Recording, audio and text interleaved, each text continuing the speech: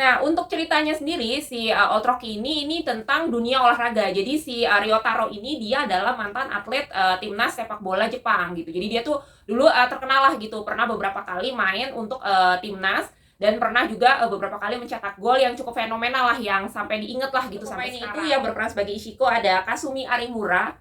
Terus untuk yang si Haneo-nya ini ada Tomoya Nakamura dan ada Oba Ao yang diperankan oleh Eiji. Hai guys, balik lagi nih di rekomendasi dorama Jepang.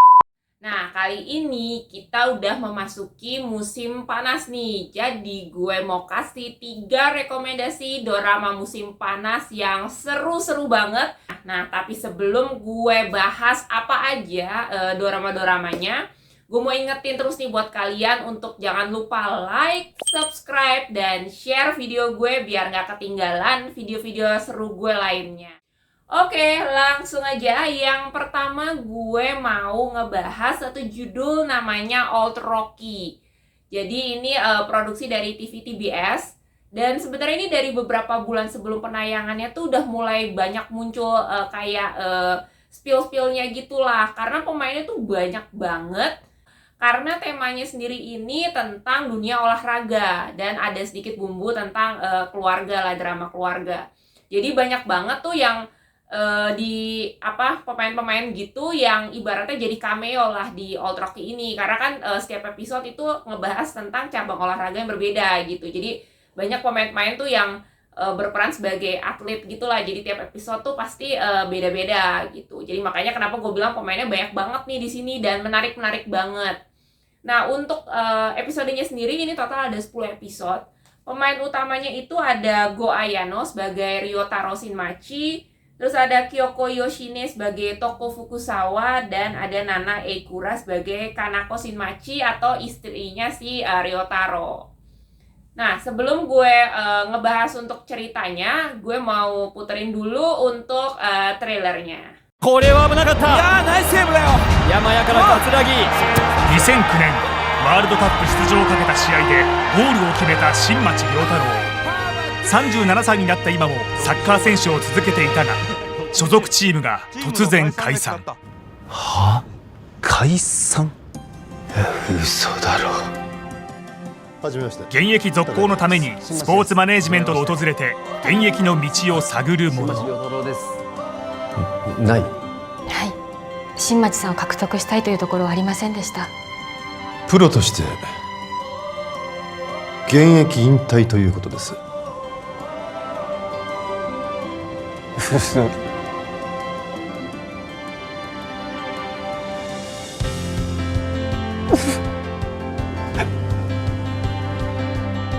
サッカーから離れるのは嫌です。立ってください。そうですよ。じゃあ僕はどうすればいいですか。それはこれからゆっくり考えたい。新町さん見たくないです。誰か僕を助けて。新町さんサッカーしかやってないんです。前向き前向き。だからりょうちゃんもね。家族の支えもあり新しい職業を探す日々。しかし37歳の社会人デビューに世の中は厳しく、次々クビになり、俺何やってんだ。 Nah, untuk ceritanya sendiri si Old Rocky ini tentang dunia olahraga. Jadi si Ryotaro ini dia adalah mantan atlet timnas sepak bola Jepang gitu. Jadi dia tuh dulu terkenal lah gitu, pernah beberapa kali main untuk timnas dan pernah juga beberapa kali mencetak gol yang cukup fenomenal lah yang sampai diinget lah gitu sampai sekarang. Cuman di masa karirnya itu dia ada kayak kena cedera gitu, akhirnya dia nggak bisa main lagi nih di timnas. Jadi akhirnya dia main untuk klub kelas ketiganya di sepak bola Jepang gitu. Nah, tapi karena klubnya itu tidak menunjukkan performa yang bagus, akhirnya ditutup klubnya, ibaratnya bangkrut gitulah. Nah, karena dia udah paling tua sendiri lah di klub itu, sedangkan teman-temannya masih muda-muda kan, jadi banyak yang direkrut ke klub-klub lain gitu, jadi ditransfer lah ke klub-klub lain. Nah, dia karena udah usianya udah ibaratnya udah usia mentok lah gitu, udah bukan usia produktifnya atlet, jadi dia nggak bisa nih gitu, jadi mau nggak mau dia harus pensiun. Cuman dia kayak kayak berat lah gitu, nggak bisa menerima kenyataan itu gitu. Cuman ya karena nggak ada yang lagi mau nerima dia, mau nggak mau dia harus pensiun, dan karena dia anaknya masih kecil-kecil, jadi dia harus melanjutkan hidup dengan mencari pekerjaan sebagai orang kantoran gitulah. Nah, sampai akhirnya dia melamar di Victory atau perusahaan manajemen atlet. Jadi perusahaan yang memanajemenin para atlet-atlet gitulah, yang mengurus untuk si atlet itu bisa dapat fasilitas untuk olahraga, fasilitas kesehatan, fasilitas pelatihan yang terbaik, dan untuk kalau misalnya si atletnya juga pengen jadi dapat sponsor dari brand-brand. Nah, ini si Victory ini nih yang ngurusin gitu. Nah, dia ngelamar di situ. Awalnya sih agak susah gitu, karena dia kayak masih jiwanya itu adalah masih jiwa pemain bola gitu kan. Karena dari dia kecil yang dia tahu adalah cuman main bola aja gitu. Jadi kayak nggak ngerti lah dunia di luar sepak bola gitu. Cuman mau nggak mau, karena ya dia harus melanjutkan hidup dan membesarkan anaknya, mau nggak mau dia berusaha lah untuk bisa melakukan yang terbaik lah, bekerja sebagai salah satu bagian dari tim manajemen atlet ini gitu. Nah, dia punya di Victory itu, di manajemen atletnya itu dia punya tim Toko Fukusawa ini yang diperankan oleh si Kyoko Yoshine. Nah, itu adalah tandemannya dia, ibaratnya walaupun usianya lebih muda, tapi karena lebih berpengalaman, jadi kayak seniornya dia lah gitu. Nah, disitulah akhirnya kayak di situ diceritain bagaimana suka dukanya dia memanajeri berbagai macam atlet dari berbagai macam cabang olahraga, dan dia tuh harus tandeman lah gitu sama si Toko ini gitu. Jadi bagaimana mereka bisa saling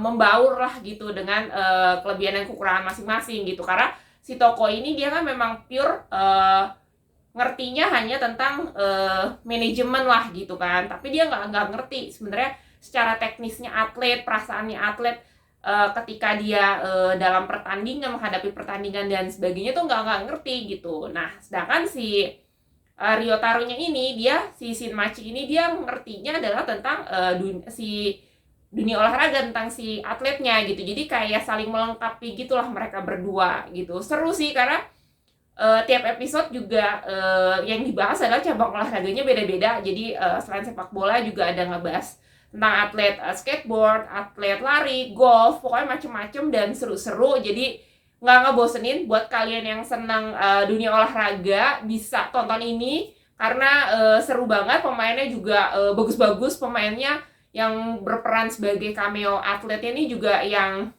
cukup punya nama juga, yang lagi terkenal sekarang gitu. Jadi nggak boleh dilewatin sih, ini seru banget, harus banget nonton. Banyak pelajaran juga yang bisa kalian dapat sih di sini. Nah, yang kedua gue mau ngebahas satu judul berikutnya, ini adalah Unicorn ni Note. Nah, ini temanya tentang bisnis. Jadi memang gue sebelumnya pun juga pernah, kalau kalian ingat ya, gue pernah juga ngebahas tentang dorama Jepang dengan tema-tema bisnis gitu. Nah, ini sama, ini juga temanya bisnis. Ini baru aja juga baru episode ketiga. Produksi TV TBS juga sama. Nah, untuk pemainnya sendiri ini ada Mei Nagano sebagai Sana Narukawa, ada Nishijima Hidetoshi sebagai Kotori Satoshi, dan Yosuke Sugino sebagai Kosusaki. Nah, sebelum gue bahas ceritanya lebih lanjut seperti apa, kalian tonton dulu untuk trailernya. 貧乏でも高卒でも起業家になれますか？私の夢は全ての人が平等に学べる場所を作ることです。失礼します。本日はよろしくお願いいたします。なぜあのようなおじさまが？新たな一歩を踏み出した次第です。何浮かない顔してんだよ。大丈夫。私たちが目指しているのはユニコーン企業です。素敵な夢ね。光が差しました。もう決めたんだよ。来て。火曜ドラマユニコーンに乗って7月5日夜10時スタート。Ceritanya sendiri ini adalah seputaran tentang perusahaan startup namanya Dream Pony.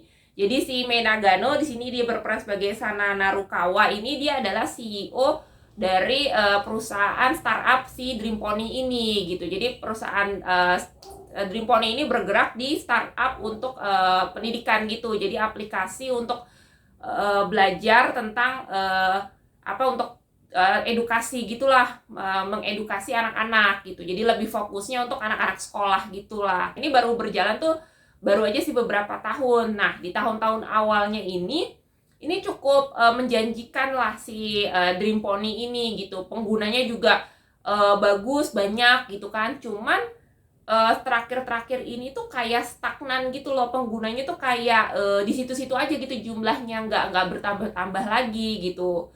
Jadi itu juga yang jadi pertimbangan investor juga gitu, untuk apakah bisa meneruskan untuk kasih dana ke mereka gitu kan. Nah, akhirnya si sananya ini nih kayak kebingungan gitu kan, aduh gimana ya nih untuk bisa tetap mempertahankan si perusahaannya ini gitu. Sedangkan dia juga lagi ada satu project ibaratnya pengembangan lah untuk aplikasinya itu, tapi butuh dananya tuh besar gitu. Sedangkan investor tuh kayak nggak mau nambah kasih budget lagi ke mereka gitu, karena ngelihat performanya si penggunanya Dream Pony tuh makin menurun gitu loh, bukannya makin bagus. Akhirnya dia memutuskan untuk cari cara gitu kan, dengan bagaimana dia coba untuk nge-hire orang nih yang bisa ibaratnya punya skill yang cukup oke untuk bisa mensupport bisnisnya dia ini, untuk project barunya dia ini. Nah, salah satu karyawan yang ngelamar itu adalah si Kotori Satoshi ini gitu. Jadi dia tuh karyawan senior gitulah, dia udah cukup berumur, berpengalaman di bidang sales selama bertahun-tahun. Cuman di satu titik dia kayak ngerasa aduh pengen ngerubah jalur pekerjaannya gitulah, pengen ngerubah karirnya. Akhirnya dia resign dari kantornya, terus dia kayak pengen coba cari kerjaan lain lah yang di luar dari bidangnya dia selama ini gitu. Sampai akhirnya dia lihat iklannya si Dream Pony ini untuk lagi nyari karyawan, dia coba ngelamar gitu kan. Nah, awalnya sih si Sana dan timnya tuh kayak kaget. Dia kan udah ibaratnya udah tua lah gitu kan, kalau dibandingin sama mereka yang masih muda-muda gitu, kok malah ngelamar ke sini gitu kan. Cuman akhirnya mereka terima. Cuman awalnya juga agak susah ya untuk mereka bisa beradaptasi gitu kan, karena ibaratnya nih si Satoshi-nya ini tuh kayak masih agak-agak ketinggalan zaman lah, old school gitulah cara dia kerja gitu kan. Tapi karena si Satoshi orangnya pengen belajar, pengen bisa hal-hal baru dan pengen bisa beradaptasi dengan dunia anak muda sekarang, jadi dia kayak banyak cari tahu gitulah ke timnya ini yang masih muda. Akhirnya lambat laun bisa ngikutin juga si ritme kerjanya di perusahaan ini. Nah, terus kasih ide-idenya juga bisa cukup membantu juga, dan pengalamannya dia sebagai sales pun juga ngebantu untuk bisa mempromosikan si Dream Pony. Jadi lambat laun penggunanya makin banyak. Akhirnya investor percaya lagi sama mereka untuk bisa kasih dana dan bisa ngelanjutin untuk si projectnya mereka ini gitu. Nah, tapi di sisi lain itu si Sana ini punya ibaratnya kayak tangan kanannya dia lah, yang diperankan oleh si Yosuke Sugino sebagai Ko Susaki ini. Nah, itu jadi tuh mereka tuh ibaratnya sama-sama yang dari awal lah gitu ngebangun si Dream Pony ini gitu. Nah, cuman si Ko ini nih kayak selain dia memang juga punya visi misi yang sama lah, mau ngembangin bisnis ini dan nge-support si Sana, tapi dia juga punya kayak perasaan gitulah sama si Sana. Cuman karena kehadiran si Satoshi gitu kan, jadi si Sananya tuh jadi kayak yang selama ini memang fokusnya untuk kerja dan bisnis, makin makin fokusnya tuh makin bener kayak nggak ada mikirin tentang kehidupan pribadi lah, bener-bener fokus banget sama kerjaannya, makin fokus lah gitu kan. Jadi kayak si Ko-nya pun juga agak susah gitu untuk ngedeketin. Jadi mau nggak mau dia ibaratnya jadi kayak pensupportnya lah di belakangnya si Sana gitu. Jadi ceritanya tuh kayak segitiga gitulah antara hubungannya si Sana, Satoshi sama si Ko, antara hubungan profesional kerja dan juga percintaan. Seru sih di sini. Jadi di sini gue bisa kita bisa nggak cuma sekedar tentang ada romansnya, tapi juga bisa belajar tentang bagaimana tentang si bisnis startup itu sendiri sih gitu. Karena kan juga sekarang lagi marak banget nih bisnis startup di mana-mana, khususnya di Indonesia gitu kan. Jadi kita bisa belajar tentang startup tuh seperti apa, cara pengembangannya gitu kan. Jadi buat kalian yang juga mungkin ada tertarik atau pengen kerja di dunia startup, bisa tahu dari film ini, bisa dapat insight yang oke juga sih gitu. Jadi wajib buat kalian nonton, jangan sampai kelewatan sih. Yang terakhir gue mau ngebahas ada satu judul Ishiko to Haneo. Ini juga sama, temanya juga nggak biasa gitu dan seru, menarik. Nah, sebelumnya gue mau puterin dulu untuk trailernya. カフェで携帯充電してたら訴えられたんです。東大卒の崖っぷちパラリーガル石子と慣れてないのではなくならないんで高卒の型破りな弁護士になりたい羽男が身近な珍トラブルに挑む異色のリーガルエンターテインメント石子と羽男。嫌だ。ダメです。嫌だ。 Nah, untuk si Ishiko to Haneo ini, dia genrenya ini tentang dunia pengacara ya, tentang hukum, terus ada bumbu komedi dan dramanya. Untuk pemainnya itu yang berperan sebagai Ishiko ada Kasumi Arimura. Terus untuk yang si Haneo-nya ini ada Tomoya Nakamura dan ada Oba Ao yang diperankan oleh Eiji Akaso.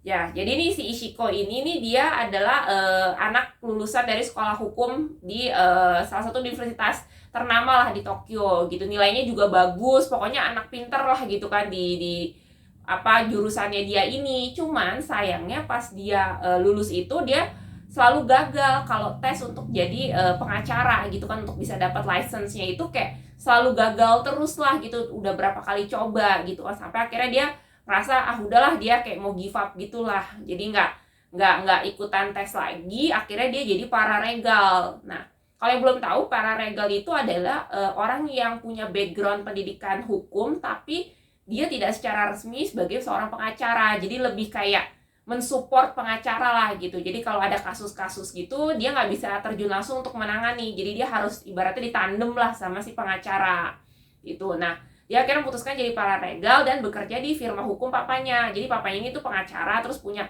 firma hukum kecil gitulah di rumah mereka gitu.